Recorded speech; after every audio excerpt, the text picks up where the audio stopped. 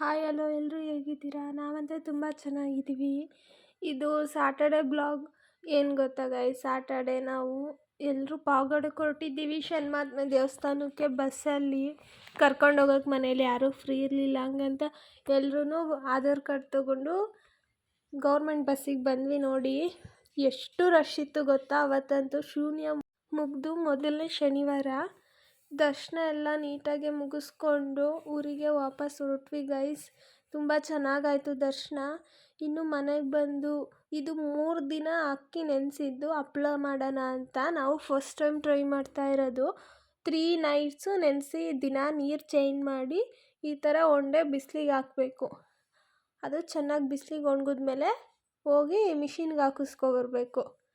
ನೋಡಿ ಇದು first time try ಮಾಡ್ತಾ ಇರೋದು. ಸೊ ಒಂದು ಸ್ವಲ್ಪ ನೆನಕಿದ್ವಿ, ಅದೆಲ್ಲ ಮುಗಿಸ್ಕೊಂಡು ನೆಕ್ಸ್ಟ್ ಡೇ ಇದು ಅಮ್ಮನ ಮನೆಗೆ ಬಂದೆ ಗೈಸ್.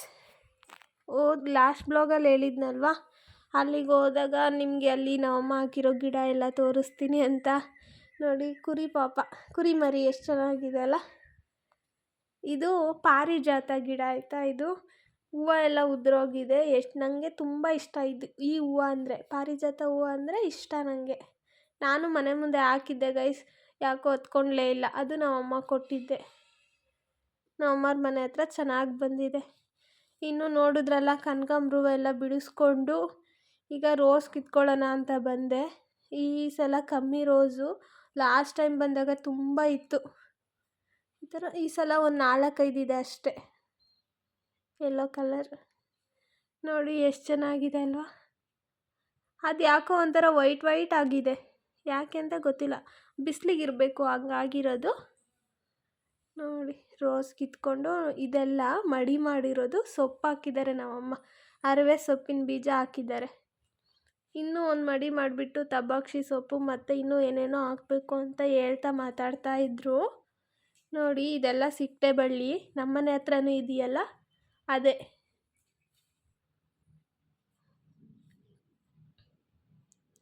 ನೋಡಿ ಎಷ್ಟೊಂದಿದೆ, ಅಲ್ಲಿಂದ ಹಿಡ್ದು ಇಲ್ಲಿವರೆಗೂ.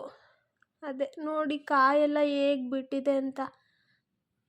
ನಮ್ಮಮ್ಮ ಇವಾಗ ಸಿಕ್ಟೆಕಾಯೆಲ್ಲ ಕಿತ್ಕೋತಾ ಇದ್ರು. ಸುಲಿದ್ಬಿಟ್ಟು ಅದು ಏನದು ಸಿಕ್ಟೆಕಾಯಿ ಬೀಜ ಇರುತ್ತಲ್ವ, ಅದು ನೆನೆಸ್ಬಿಟ್ಟು ಸಿಪ್ಪೆ ಎಲ್ಲ ತೆಗಿಯೋಣ ಅಂತ.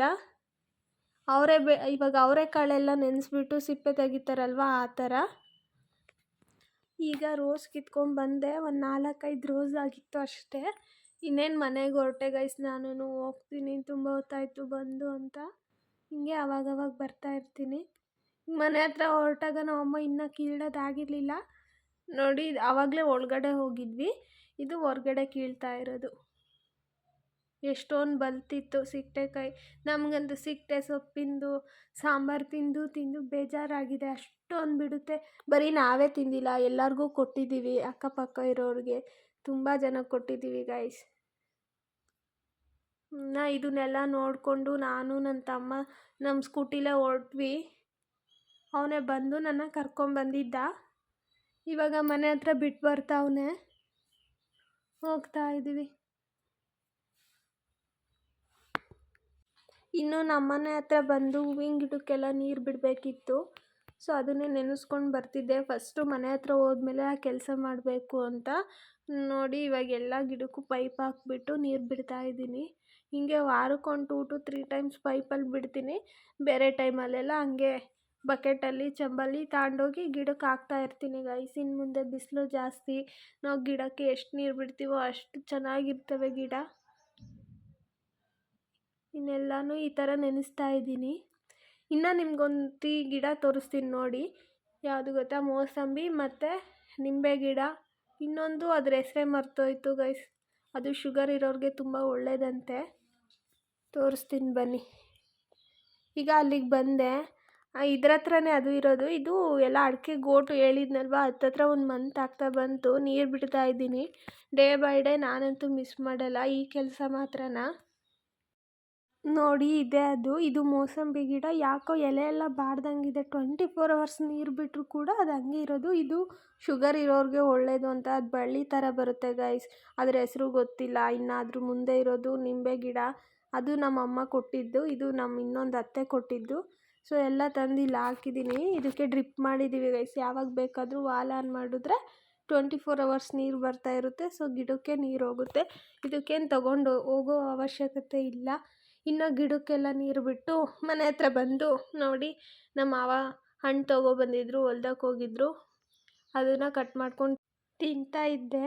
ಇನ್ನು ಹಣ್ಣು ತಿಂದು ನಾವು ಲಾಸ್ಟ್ ಯಾವುದೋ ಒಂದು ವಿಡಿಯೋದಲ್ಲಿ ತೋರಿಸಿದ್ವಿ ನಿಮಗೆ, ರೇಷ್ಮೆ ಕಡ್ಡಿ ನರ್ಸರಿ ಮಾಡಿದ್ವಿ ಅಂತ. ಈಗ ಅದನ್ನು ನೋಡ್ಕೊಬರೋಣ ಅಂತ ಹೋಗ್ತಾ ಇದ್ದೀನಿ ನಾನು ಅನ್ವಿಕಾ. ಸೊ ಇದು ಆಗಿಬಿಟ್ಟು 1 ಮಂತ್ ಆಯಿತು ಗೈಸ್. ಎಲ್ಲ ಡಿಸೆಂಬರ್ ಎಂಡಿಂಗಲ್ಲಿ ಹಾಕಿದ್ದು. ಈಗ ಜನವರಿ ಎಂಡಿಂಗ್ 1 ಮಂತ್ ಆಗ್ತಾ ಬಂತು. ನೋಡಿ ಎಲ್ಲ ಹೇಗೆ ಚಿಗುರಿದಾವೆ ಅಂತ. ಇನ್ನು ಅಡಿಕೆ ಗೋಟ್ ಇನ್ನೂ ಚಿಗುರು ಬಂದಿಲ್ಲ. ಇದು ಬೇಗ ಬರುತ್ತೆ ನರ್ಸರಿ. ನೋಡಿ ಈ ಥರ ಬಂದಿದೆ. ತೋರಿಸಿದೆ ನಾನು ಲಾಸ್ಟ್ ಬ್ಲಾಗಲ್ಲಿ ಇದನ್ನೆಲ್ಲ ಹೇಗೆ ಊರೋದು, ಹೇಗೆ ಕಟ್ ಮಾಡೋದು ಅಂತ. ಈ ರೀತಿ ಚಿಗುರು ಬಂದಿದೆ ಗೈಸ್.